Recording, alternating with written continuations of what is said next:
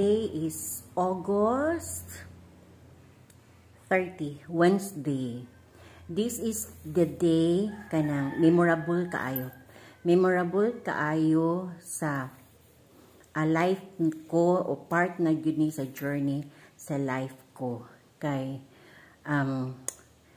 naka-decide na mag-file ta og candidacy para sa kagawad diri sa among barangay sa Kanumay, Antikera, Bohol. Og dara guys, filled up na siya.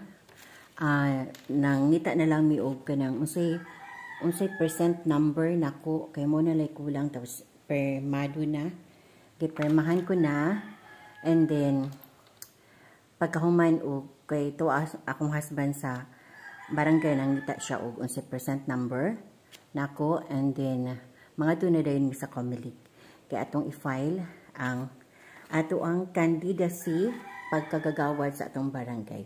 I-try nako ang another phase of journey sa party na sad serbisyo sa komunidad.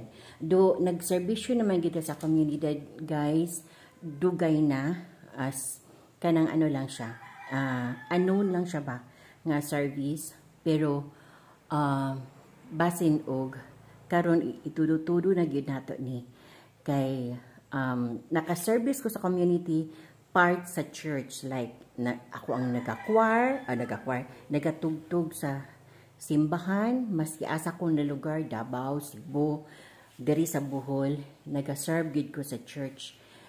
Kanang part sa kanang kalihukan sa simbahan, which is na ako sa organ, nagatugtog ta. And then sa mga chapel, kung na mag-request. So, free na siya nga serbisyo.